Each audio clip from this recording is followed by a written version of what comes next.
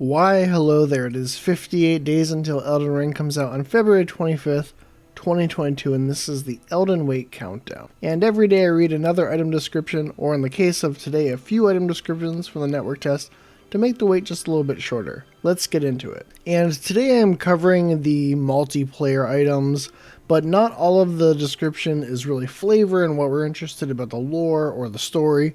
So I'm going to be covering the portions of these descriptions that are a little evocative and that give us some detail. We have the Tarnished Furrow Finger, the Tarnished Wizened Finger, the Finger Severer, the Taunter's Tongue, and the Bloody Finger.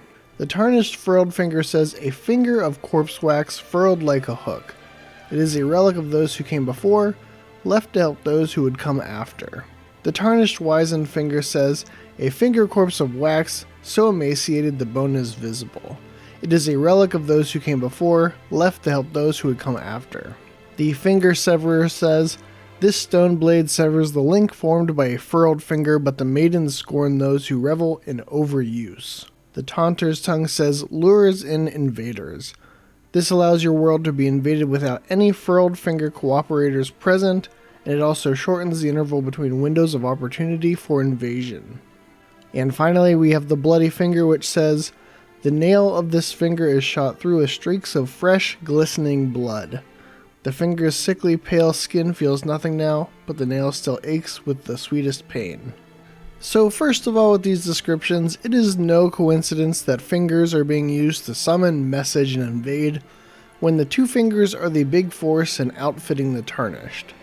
The furrowed and wizened fingers are made of corpse wax, a real thing that can occur in high moisture, low oxygen environments where you basically turn into soap.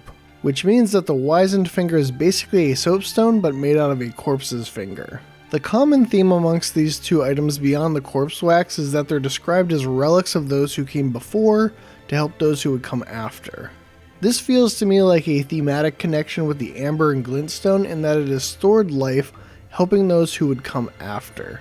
It is a continuation of this idea of the legacy of what you do and how it affects those who come after you.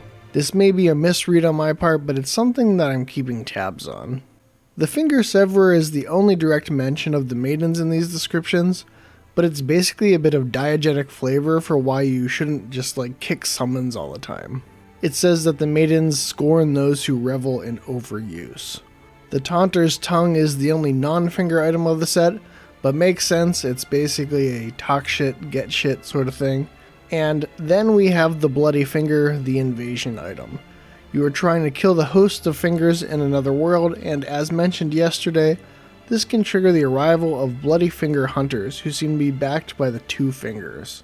The Bloody Fingers in the world are described by Bloody Finger hunter Yura as tarnished, held in thrall by cessblood, and mad zealots who stalk other tarnished. I'm not sure what cessblood is, but cess is a tax, and it seems to me that the Bloody Fingers may be thralls of the Lord of Blood, who demands the blood of Tarnished, for whatever reason. I also mentioned yesterday that the two fingers are providing protection and cooperation for Tarnished who are invaded, and shows active opposition to the Bloody Fingers.